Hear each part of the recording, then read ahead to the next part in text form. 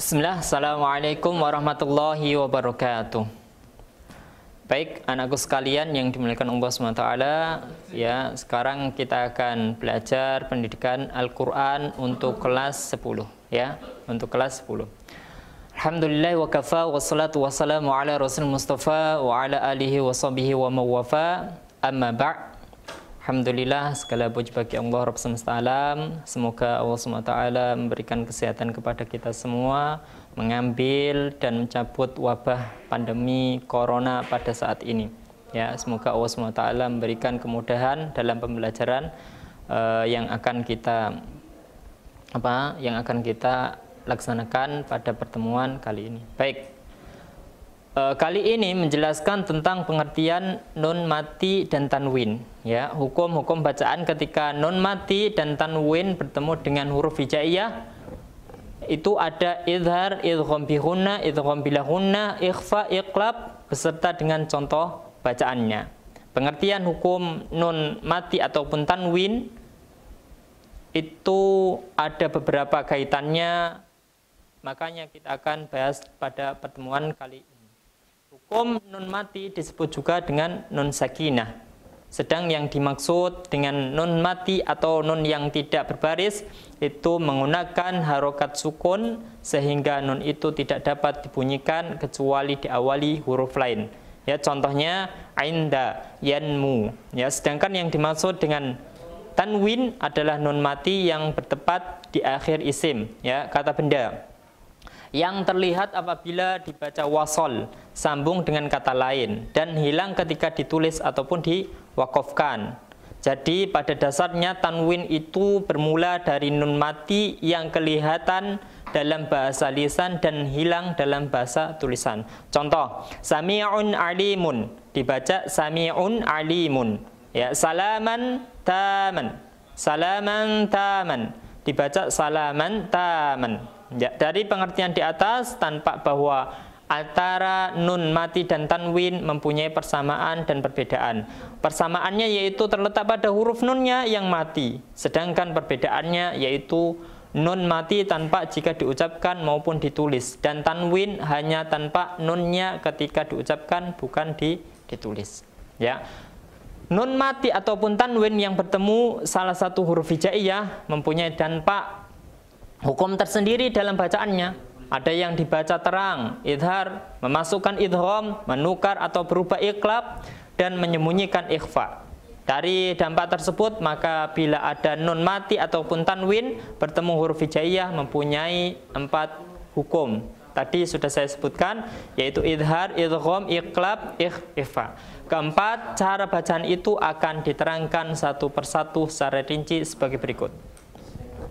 Idhar, ya, menurut Muhammad Mahmud menyatakan bahwa dalam arti bahasa idhar artinya al-bayan, yakni terang, jelas, tanpa, ya. Sedangkan menurut istilah adalah al-idharu huwa ikhraju kulli harfin min makhrajihi min ghairi hunnah, yaitu mengeluarkan setiap huruf dari tempat keluarnya tanpa disertai dengan berdengung. Pengertian itu menjelaskan agar cara membaca nun mati ataupun tanwin jelas dan terang, tanpa disertai dengan dengung jika bertemu dengan huruf idhar. Ya. Adapun huruf idhar itu ada 6, ya, ada 6. Karena huruf ini disebut dengan halq. Ya. Kenapa halq? Karena makhraj huruf idhar yaitu pada posisi tenggorokan ataupun halq. Ya, adapun huruf tersebut adalah hamzah, ha, ha, kho, ain, dan ghin. Ya, ada pula yang mereka menyebutnya dengan bacaan idhar halqi. Contohnya, ya, banyak sekali itu udah ada, ya. Contoh kulli aman, kullin aman, ya. Dalam contoh ini itu kullin aman, ya.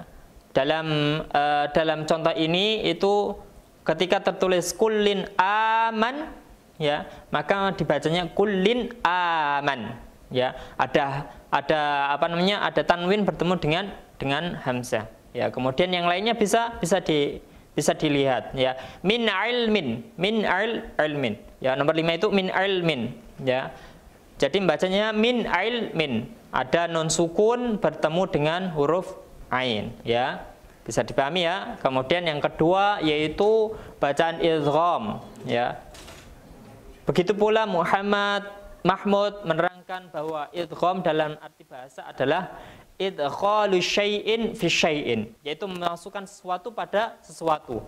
Arti ini jika dikembangkan berarti memasukkan huruf nun mati pada idgham, ya. Sedangkan dalam arti istilah idgham berarti al-idghamu huwa iltiqa'u harfin sakin bi mutaharrakin bihaitun yasiron harfan musyaddidan, ya. Jadi pertemuan huruf yang mati dengan huruf yang hidup sehingga kedua huruf itu menjadi satu huruf yang ditasydid, ya. Dari pengertian di atas tanpa bahwa cara membaca bacaan idgham adalah memasukkan huruf nun mati ataupun tanwin pada huruf-huruf idgham dan seakan-akan kedua huruf itu menjadi satu, ya, seperti huruf-huruf yang ditasydid walaupun asal kedua huruf itu tidak bertasydid, ya. Untuk hurufnya itu ada 6, ya, yang terkumpul pada rumus yarmiluna, ya, ra, mim, lam, wawu dan nun. Sehingga jika ada nun mati dan tanwin bertemu salah satu ke 6 huruf tersebut, maka nun mati dan tanwin tersebut harus dimasukkan padanya. Ya, ke 6 huruf itu ada yang dibaca mendengung, ada yang tidak, karena itu idgham terbagi menjadi 2. Ya, yang pertama adalah idgham bi ghunnah, yang kedua adalah idgham bila ghunnah, ya. Mari kita ulas satu persatu. Idgham bi ghunnah sebagaimana dalam pengertian di atas adalah membunyikan nun mati atau tanwin dengan memasukkan pada huruf idgham bi ghunnah, yaitu yanmu, ya. Hurufnya ada 4, ya, nun, mim dan wawu, disertai dengan mendengung.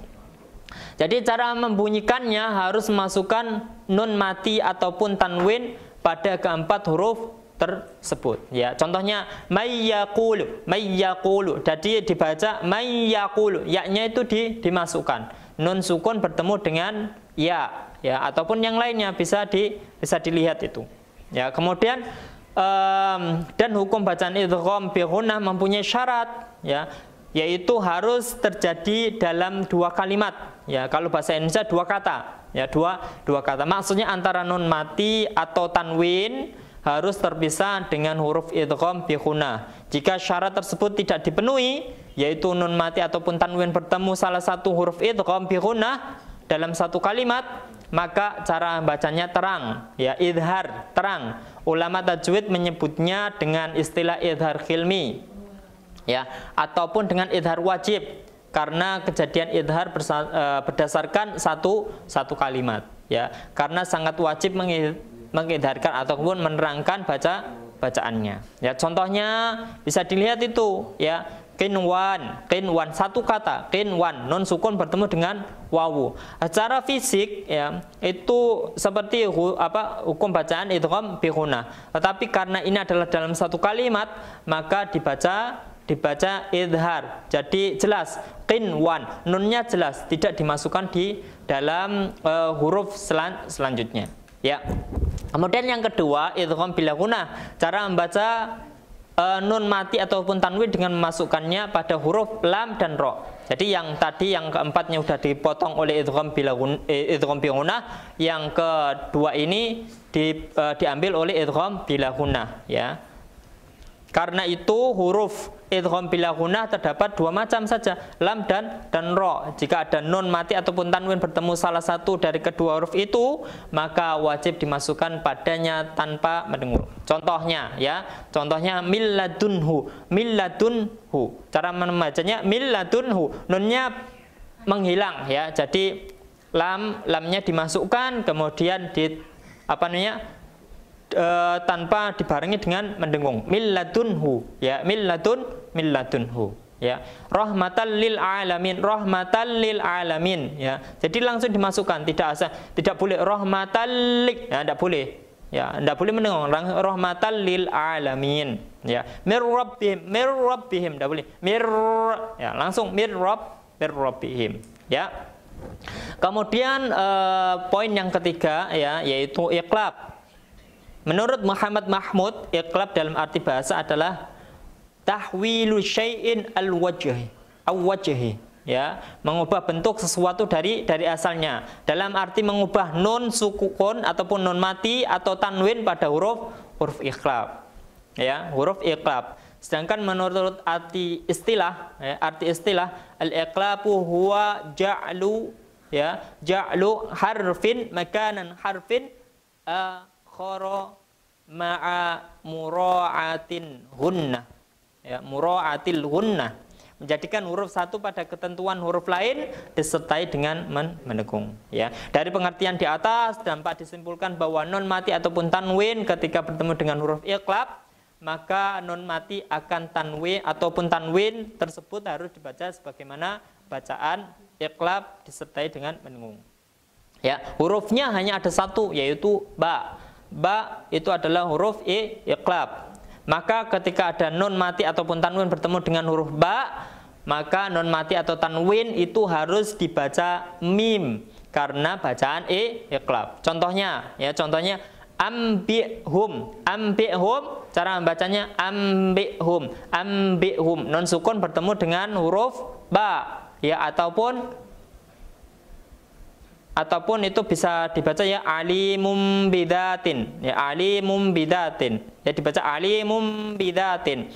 Ada tanwin bertemu dengan huruf ba, tanwinnya tanwin doma, ya, bisa dipahami ya. Kemudian selanjutnya poin yang terakhir yaitu bacaan ikhfa, ya, bacaan ikhfa. Menurut Muhammad Mahmud, ikhfa dalam arti bahasa adalah as-sitru, ya, menutup ataupun menyembunyikan. Ya, sedangkan dalam arti istilah bisa dibaca itu, saya bacakan terjemahnya. Ikhfa adalah mengungkapkan huruf yang mati dan tersembunyi ataupun sunyi dari tasydid pada bacaan antara terang dan memasukkan dengan mendengungkan pada huruf pertama. Ya, pengertian tersebut tanpa jelas bahwa bacaan yang samar-samar antara idhar jelas dengan idgham memasukkan pada yang lain disertai dengan mendengung, atau ketika mengucapkan nun mati atau tanwin seakan-akan bertemu dengan huruf ang, ya, seperti dalam bahasa Indonesia. Ya, untuk huruf ikhfa itu ada 15, ya, ada 15 bisa dilihat, ya, kalau disingkat itu, ya, bisa dilihat itu kalau disingkat dum tayyiban zid fi tuqan dhaliman sif dzastanakum jada syahsun qad sama, ya, itu panjang ya, lumayan, ya, bisa dilihat, ya, panjang lumayan, ya. Tetapi untuk dalam memudahkan menganalisa hukum bacaan ikhfa ini, ya, bisa dibagi menjadi 3, ikhfa a'la, kemudian ikhfa adna, dan ikhfa awsat. Ya, ikhfa a'la yaitu hurufnya ada 3, ta, to, dan zal. Ya, bisa dilihat contohnya min thayyibat. Kemudian ikhfa adna, ya, bisa dilihat hurufnya ada 2, yaitu qaf dan kaf. Ya, qaf dan kaf, ya, contohnya min qabl, jadi memasukkan kemudian juga menerangkan, ya, menerangkan masuk min qabl, ya. Intinya huruf selanjutnya itu dibacakan sebagai persiapan untuk membaca huruf selanjutnya. Kemudian yang selanjutnya yaitu ikhfa awsat, ya, ikhfa awsat itu hurufnya selain huruf ikhfa a'la dan ikhfa adna, ya, bisa dilihat itu contohnya anzalnahu ataupun anfusakum, ya, anfusakum, ya, bisa dipahami ya, ya, kalau bisa dipahami itu adalah materi yang bisa saya sampaikan, ya, semoga Allah SWT mempermudah urusan kita semua, ya, menjadikan keberkahan kepada kita semua, ya. Sekian dari saya akhiri, wa akhiru da'wanin alhamdulillahi rabbil alamin. Wassalamualaikum warahmatullahi wabarakatuh.